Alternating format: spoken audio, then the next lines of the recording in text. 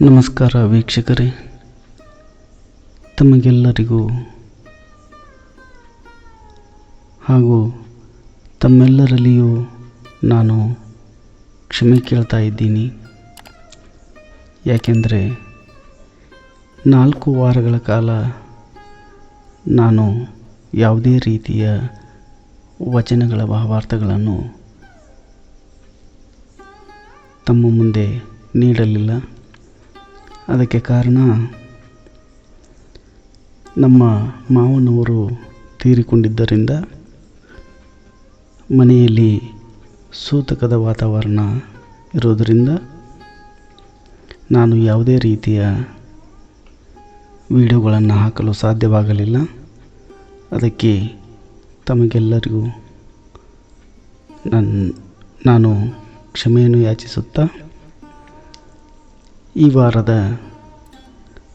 ವಚನಗಳ ಭಾವಾರ್ಥಗಳನ್ನು ಹಾಗೂ ಒಂದು ಒಳ್ಳೆಯ ವಚನವನ್ನು ತಮ್ಮ ಮುಂದೆ ಸಾದರಪಡಿಸುತ್ತೇನೆ. ತಮಗೆಲ್ಲರಿಗೂ ಆ ಸಂಗಮನಾಥನು ಒಳ್ಳೆಯದನ್ನು ಮಾಡಲಿ ಅಂತ ಹೇಳುತ್ತಾ ಇಂದಿನ ವಚನದ ಸಾರಾಂಶವನ್ನು ತಿಳಿಯೋಣ ವೀಕ್ಷಕರೇ, ಬನ್ನಿ.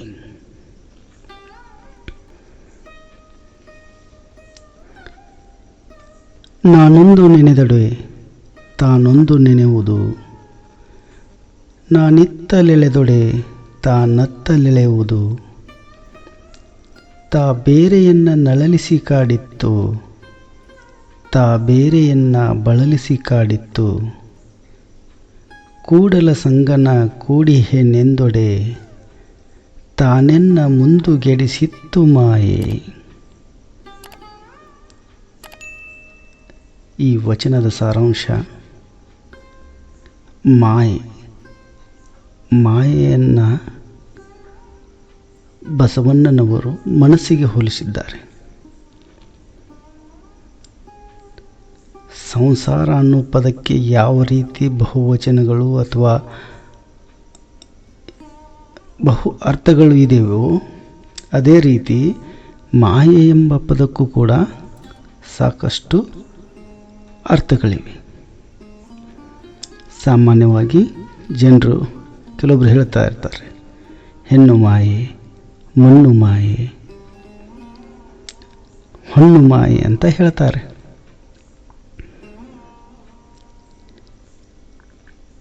ಅಲ್ಲಮಪ್ರಭು ಅವರು ಒಂದು ವಚನ ಹೇಳಿದರು, ಹೆಣ್ಣು ಮಾಯೆ ಎಂಬರು ಹೆಣ್ಣು ಮಾಯೆಯಲ್ಲ, ಹೊನ್ನು ಮಾಯೆ ಎಂಬರು ಹೊನ್ನು ಮಾಯೆಯಲ್ಲ, ಮಣ್ಣು ಮಾಯೆ ಎಂಬರು ಮಣ್ಣು ಮಾಯೆಯಲ್ಲ. ಮನದ ಮುಂದನ ಆಸೆಯೇ ಮಾಯೆ ಕಾಣ ಗುಹೇಶ್ವರ. ನೋಡ್ರಿ, ಅವ್ರು ಏನು ಹೇಳಿದರು, ಹೆಣ್ಣನ್ನು ಮಾಯೆಗೆ ಹೋಲಿಸಬೇಡ್ರಿ. ಮಾಯೆ ಹೆಣ್ಣಲ್ಲ, ಹೊನ್ನೂ ಅಲ್ಲ, ಮಣ್ಣೂ ಅಲ್ಲ. ನಮ್ಮ ಮನಸ್ಸಿನಲ್ಲಿರೋ ಆಸೆನೇ ಒಂದು ಮಾಯೆ ಅಂತ ಅಲ್ಮಪ್ರಭುಗಳು ಹೇಳಿದರು. ಅದೇ ರೀತಿ ಬಸವಣ್ಣನವರು ಕೂಡ ಮಾಯೆಯನ್ನು ಮನಸ್ಸಿಗೆ ಹೋಲಿಸಿದರು. ನೋಡ್ರಿ, ನಾವು ಮನಸ್ಸಿನೊಳಗೆ ಅಂದುಕೊಂಡದ್ದೆಲ್ಲ ಆಗಿಬಿಟ್ರೆ ಯಾವ ದೈವತ್ವವನ್ನು ನಾವು ನಂಬೋದಿಲ್ಲ, ಹೌದಲ್ವಾ? ಆಗಬೇಕಾಗಿರುವುದನ್ನು ನಾವು ಕಲ್ಪಿಸಿಕೊಳ್ಳೋಕ್ಕೆ ಮಾತ್ರ ಸಾಧ್ಯ. ಕಲ್ಪಿಸಿಕೊಂಡದ್ದೆಲ್ಲ ಆಗಲೇಬೇಕಂತ ಏನಿಲ್ಲ. ನಾವು ಅಂದ್ಕೊಂಡಿದ್ದು ಬೇರೆ ಆದರೆ ಅದು ಆಗೋದೇ ಬೇರೆ ಅಂತ ಹೇಳ್ತಾರೆ. ಅದಕ್ಕೆ ಬಸವಣ್ಣವರು ಹೇಳಿದರು, ನಾನೊಂದು ನೆನೆದೊಡೆ ತಾನೊಂದು ನೆನೆಯುವುದು. ನೋಡ್ರಿ, ನಾವು ಈ ಕಲಿಯುಗದೊಳಗೆ ಹೆಚ್ಚಾನೆಚ್ಚು ಯಾವುದಕ್ಕೆ ಬೆಲೆ ಕೊಡ್ತೀವಿ ಅಂದ್ರೆ ಧನ, ಹೆಣ್ಣು, ಹೊಣ್ಣು, ಇವು ಮೂರಕ್ಕೂ ಭಾಳ ಬೆಲೆ ಕೊಡ್ತಾರೆ ಈಗಿನ ಜನರು. ಹೆಚ್ಚು ಆಸೆ ಪಡೋದು ಧನನ. ನಾನು ಬೇಗ ಶ್ರೀಮಂತ ಆಗಬೇಕು, ಬಂಗ್ಲೆ ಕಟ್ಟಿಸ್ಬೇಕು, ಕಾರ್ನೊಳಗೆ ಅಡ್ಡಾಡಬೇಕು, ಈ ಥರ ಮನಸ್ಸಿನೊಳಗೆ ಸಾಕಷ್ಟು ಆಸೆಗಳನ್ನು ಇಟ್ಕೊಂಡು ಬದುಕೋ ಜನ ಸಾಕಷ್ಟಿದ್ದಾರೆ ಈಗ. ಅದಕ್ಕೆ ಹೇಳಿದರು ಬಸವಣ್ಣವರು, ನಾನಿತ್ತಲೆಳೆದೊಡೆ ತಾನತ್ತಲೆಳೆವುದು. ನೋಡ್ರಿ, ನಾನು ಬಂಗ್ಲೆ ಕಟ್ಟಿಸ್ಬೇಕಂತೀನಿ, ಆದ್ರೆ ದುಡ್ಡು ಬೇಕಲ್ವ. ದುಡ್ಡು ಬೇಕಂದ್ರೆ ನಾನು ದುಡಿಬೇಕು. ದುಡಿಯುವಂಥ ಜನ ಕಡಿಮೆ ಆಗ್ಯಾರ ಈಗ. ಬೇಗನೆ ಶ್ರೀಮಂತ ಆಗ್ಬೇಕು ಈಗಿನ ಕಾಲದೊಳಗೆ, ಆ ಥರ ಭಾವನೆಗಳು ಸಾಕಷ್ಟು ಜನರೊಳಗೆ ಅದಾವ್ರಿ ಈಗ. ಅದ ಉದ್ದೇಶಕ್ಕೆ ಈಗಿನ ಜನರೊಳಗೆ ಮಾನವೀಯತೆ, ದೈವತ್ವ ಇವೆಲ್ಲ ಮರೆತು ಹೋಗ್ಬಿಟ್ಟವ್ರಿ. ಅದಕ್ಕೆ ರೀ ಹೇಳೋದು, ಒಳ್ಳೆಯದನ್ನು ಮಾಡಿದರೆ ಒಳ್ಳೆಯದಾಗತ್ತೆ ಅಂತ ಹೇಳ್ತಾರೆ ಹಿರಿಯರು, ಮೊದಲಿನ ಹಿರಿಯರು. ನಾವು ದೈವತ್ವ ಪಡಿಬೇಕಾದ್ರೆ ಸಾಧು ಸಂತರ ಆಗ್ಬೇಕಂತ ಏನಿಲ್ಲ. ಅದೇ ರೀತಿ ಒಳ್ಳೆಯದನ್ನು ಬಯಸಬೇಕಾದ್ರೆ ಮನಸ್ಸು ಶುದ್ಧಿ ಇದ್ರೆ ಸಾಕು. ಅದನ್ನು ಬಿಟ್ಟು ನಾವು ಏನೇನಾರ ಆಲೋಚನೆಗಳನ್ನು ಮಾಡ್ಕೊತ ಹೋದ್ರೆ ಒಳ್ಳೆಯದಾಗೋದಿಲ್ಲ ರೀ, ಅದ್ರ ಜೊತೆ ಕೆಡುಕುಂಟಾಗುತ್ತೆ. ಇಟ್ಟಿದ್ದು ತನಗೆ, ಬಚ್ಚಿಟ್ಟಿದ್ದು ಪರರಿಗೆ, ಕೊಟ್ಟಿದ್ದು ಕೆಟ್ಟಿತೆನ ಬೇಡ, ಮುಂದೆ ಕಟ್ಟಿಟ್ಟಿಹುದು ಬುತ್ತಿ ನಿನಗೆ ಸರ್ವಜ್ಞ ಅಂತ ಸರ್ವಜ್ಞವರು ಹೇಳ್ಯಾರೆ. ಸರ್ವಜ್ಞವ್ರು ಏನು ಹೇಳಿದರು, ನೀನು ಸಾಕಷ್ಟು ದುಡಿ, ತೆಗೆದಿಡು, ಆದರೆ ಅದು ನಿನಗಂತ ಉಳಿಯಂಗಿಲ್ಲ, ಅದು ಮತ್ತೊಬ್ಬರ ಪಾಲಾಗತ್ತೆ. ನೀ ಯಾರಿಗೆ ದಾನ ಅಂತ ಕೊಡ್ತೀಯಲ್ಲ ಅದು ನಿನ್ನ ಉಳಿಸುತ್ತೆ. ನಾನು ಕೊಟ್ಟೀನಿ ಅಂತ ಅನ್ಕೊಂತ ಹೋಗಬೇಡ ಅಂತ ಹೇಳ್ಯಾರೆ. ನೀ ಕೊಟ್ಟದ್ದು ಮುಗೀತು, ನನಗೆ ಆತು, ಖಾಲಿ ಆತು ಅಂತ ಅನ್ಬೇಡ. ಮುಂದೆ ನಿನಗೂ ಕಟ್ಟಿರ್ತೈತಿ, ಮುಂದೆ ನಿನಗೂ ಕಟ್ಟಿಟ್ಟಿ ಹೋದು ಬುತ್ತಿ ಸರ್ವಜ್ಞ. ಅಂದ್ರೆ ಒಳ್ಳೆಯದನ್ನು ಮಾಡಿದರೆ ಒಳ್ಳೆಯದೇ ನಿನಗೆ ಬುತ್ತಿ ಇರ್ತೈತಿ ಅಂತ ಹೇಳಿದರು ಸರ್ವಜ್ಞನವರು.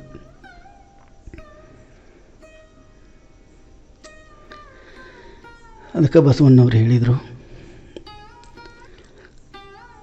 ತಾ ಬೇರೆಯನ್ನು ನಳಲಿಸಿ ಕಾಡಿತ್ತು, ತಾ ಬೇರೆಯನ್ನು ಬಳಲಿಸಿ ಕಾಡಿತ್ತು. ನಾವು ದೇವರನ್ನು ಬೇಡ್ಕೋಬೇಕು ಅಂತ ದೇವರ ಸನ್ನಿಧಿಗೆ ಹೋಗಿ ಕೈ ಮುಗಿದು ನಿಂತ್ರೆ ಮನಸ್ಸು ಬೇರೆ ಕಡೆನೇ ಹಾಕಿತ್ತು ಅಂತ ಹೇಳ್ತಾರೆ ಬಸವಣ್ಣವರು. ಯಾಕೆ? ಮನಸ್ಸು ಅನ್ನೋದು ಚಂಚಲ ಸ್ವಭಾವ, ಭಾಳ ಚಂಚಲತೆಯಿಂದ ಇರುತ್ತೆ ರೀ ಮನಸ್ಸು. ಆ ಮನಸ್ಸನ್ನು ಕಟ್ಟಿ ಹಾಕೋ ಸುಲಭಲ್ಲ ನೋಡ್ರಿ.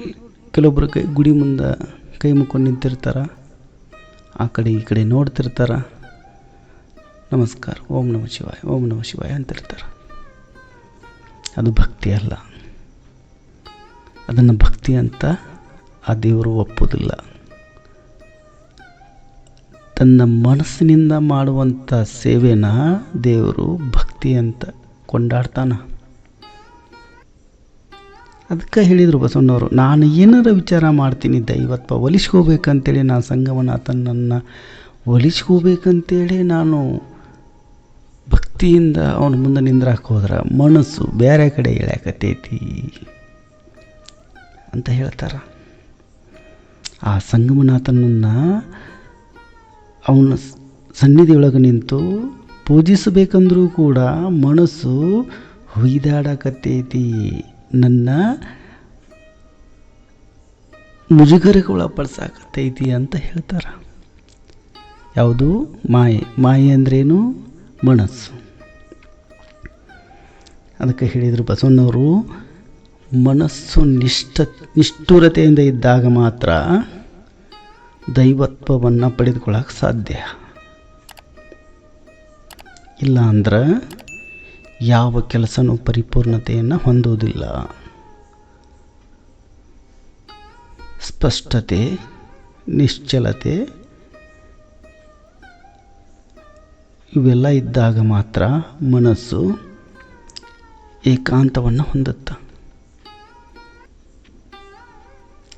ಆವಾಗ ಆಧ್ಯಾತ್ಮದ ಬಗ್ಗೆ ಆಗಲಿ, ದೈವತ್ವದ ಬಗ್ಗೆ ಆಗಲಿ ನೀವು ಚಿಂತನೆ ಮಾಡಿದ್ರೆ ಒಳ್ಳೊಳ್ಳೆಯ ವಿಚಾರಗಳು ಹೊಳಿತಾವೆ. ಆವಾಗ ದೈವದ ಸಾಕ್ಷಾತ್ಕಾರ ಆಗುತ್ತೆ. ಅದಕ್ಕೆ ಹೇಳಿದರು ಬಸವಣ್ಣವರು,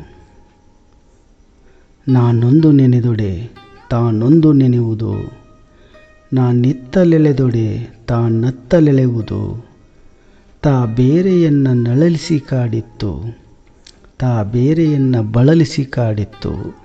ಅಂದ್ರೆ ಮನಸ್ಸು ದೈವತ್ವದ ಕಡೆ ನಾವು ವಾಲಿದ್ರೆ ಅದು ನಮ್ಮನ್ನು ನಡೆಸುತ್ತ ಅಂದ್ರೆ ಬೇರೆ ಕಡೆ ಹೊಯ್ದಾಡುವಂಗೆ ಮಾಡ್ತಿತ್ತು. ಅದು ನನ್ನ ಬಹಳ ನೋಡ್ರಿ, ಯಾವುದೇ ಆಗಲಿ ನಾವು ಒಂದು ದಿಕ್ಕಿಗೆ ನಿಂತು ಸೂರ್ಯ ನಮಸ್ಕಾರ ಮಾಡ್ತೀವಿ, ಪೂರ್ವ ದಿಕ್ಕಿಗೆ. ಆ ನಮಸ್ಕಾರ ಮಾಡುವಾಗ ಒಂದು ಸಾಧನೆ ಇರುತ್ತೆ. ನಾನು ಸೂರ್ಯನನ್ನು ನೋಡಾಕತ್ತೀನಿ, ನೋಡಿ ನಮಸ್ಕಾರ ಮಾಡಾಕತ್ತೀನಿ ಅಂದಾಗ ಒಂದು ಮನಸ್ಸಿನೊಳಗೆ ಒಂದು ಆಲೋಚನೆ ಇರುತ್ತೆ, ನಾನು ಸೂರ್ಯ ನಮಸ್ಕಾರ ಮಾಡ್ತಾ ಇದ್ದೀನಿ ಅಂತ. ಅದನ್ನು ಪಶ್ಚಿಮಕ್ಕೆ ನಿಂತು ಸೂರ್ಯ ನಮಸ್ಕಾರ ಮಾಡಿದ್ರೆ ಅದನ್ನು ಒಪ್ಕೊಳ್ಳುತ್ತೇನ್ರಿ ಮನಸ್ಸು? ಯಾಕಂದ್ರೆ ಸೂರ್ಯ ಹುಟ್ಟುವುದು ಪೂರ್ವ ದಿಕ್ಕಿಗೆ, ಸೂರ್ಯ ಇರೋ ಜಾಗ ಪೂರ್ವ ದಿಕ್ಕು, ಅವನು ಹುಟ್ಟೋ ಜಾಗ ಪೂರ್ವ ದಿಕ್ಕು. ಅವನಿಗೆ ನೇರವಾಗಿ ನಿಂತು ನೋಡ್ತಾ ಅವನ ಜ್ಞಾನ ಮಾಡಿದಾಗ ಮಾತ್ರ ಮನಸ್ಸು ಏಕಾಗ್ರತೆಯನ್ನು ಹೊಂದುತ್ತೆ. ನಾವು ಪಶ್ಚಿಮ ದಿಕ್ಕಿಗೆ ನಿಂತು ಸೂರ್ಯ ನಮಸ್ಕಾರ ಮಾಡೋಕ್ಕೆ ಹೋದ್ರೆ ಅದು ಸೂರ್ಯ ನಮಸ್ಕಾರ ಅನ್ಸಂಗಿಲ್ಲ. ಅದೇ ರೀತಿ ನಾವು ದೈವತ್ವದ ಕಡೆ ವಾಲಬೇಕು ಅಂದ್ರೆ ಮನಸ್ಸು ಏಕಾಗ್ರತೆಯಾಗಿರಬೇಕು, ಚಂಚಲತೆಯನ್ನು ಹೊಂದಿರಬಾರ್ದು. ನಾವು ಎಷ್ಟು ಕಷ್ಟಪಟ್ಟರೂ ಕೂಡ ಮನಸ್ಸು ಕೆಲವೊಂದು ಸಲ ಮನುಷ್ಯನನ್ನು ವಾಲಿಸಿಬಿಡುತ್ತೆ. ಯಾಕಂದ್ರೆ ಮನಸ್ಸಿನ ಸ್ವಭಾವನೆ ಅಷ್ಟು. ಅದಕ್ಕೆ ಹೇಳಿದರು ಬಸವಣ್ಣವರು, ಕೂಡಲ ಸಂಗನ ಕೋಡಿ ಹೆಣ್ಣೆಂದೊಡೆ ತಾನೆನ್ನ ಮುಂದುಗೆಡಿಸಿತ್ತು ಮಾಯೆ. ಆ ಸಂಗಮನಾಥನ ಬಳಿ ಹೋಗಿ ಪೂಜೆ ಪುನಸ್ಕಾರ ಮಾಡಬೇಕಂದ್ರೂ ಕೂಡ ಮನಸ್ಸು ಏನು ಮಾಡ್ತು? ಮುಂದುಗೆಡಿಸಿತ್ತು. ಅಂದ್ರೆ ಬೇರೆ ಕಡೆ ನನ್ನ ಸೆಳಿತಾ ಇತ್ತು ಅಂತ ಹೇಳಿದರು. ಅದಕ್ಕೆ ಬಸವಣ್ಣವರ ಮಾಯೆಯನ್ನು ಮನಸ್ಸಿಗೆ ಹೋಲಿಸಿದರು. ಅಲ್ಲಮ ಪ್ರಭುಗಳು ಕೂಡ ಮನಸ್ಸನ್ನು ಮಾಯೆಗೆ ಹೋಲಿಸಿದರು. ಇದರ ಅರ್ಥ ಇಷ್ಟೇ ವೀಕ್ಷಕರೇ, ಯಾವತ್ತೂ ಮಾಯೆ ಅನ್ನೋದು ಮನಸ್ಸನ್ನು ನಿಷ್ಕಲ್ಮಶವಾಗಿ ಇಟ್ಕೊಳ್ಳಿ ಅಂತ ಬಸವಣ್ಣವರು ಈ ವಚನದ ಮೂಲಕ ಜಗತ್ತಿಗೆ ತಿಳಿಸಿದರು. ಇಲ್ಲಿಯವರೆಗೂ ವಚನಾಮೃತವನ್ನು ಆಲಿಸಿದಂತಹ ಎಲ್ಲ ವೀಕ್ಷಕರಿಗೂ ನನ್ನ ನಮಸ್ಕಾರಗಳನ್ನು ಹೇಳುತ್ತಾ, ಮತ್ತೆ ಮುಂದಿನ ವಾರ ಇದೇ ರೀತಿ ಒಂದು ಒಳ್ಳೆಯ ವಚನವನ್ನು ತಮ್ಮ ಮುಂದೆ ತರುತ್ತೇನೆ. ಅಲ್ಲಿವರೆಗೂ ಆ ಸಂಗಮನಾಥ ತಮಗೆಲ್ಲರಿಗೂ ಒಳ್ಳೆಯದನ್ನು ಮಾಡಲಿ ಅಂತ ಬೇಡಿಕೊಳ್ಳುತ್ತಾ ಇಂದಿನ ವಚನಾಮೃತವನ್ನು ಮುಗಿಸುತ್ತೇನೆ. ಅಲ್ಲಿವರೆಗೂ ನಮಸ್ಕಾರ ವೀಕ್ಷಕರೇ.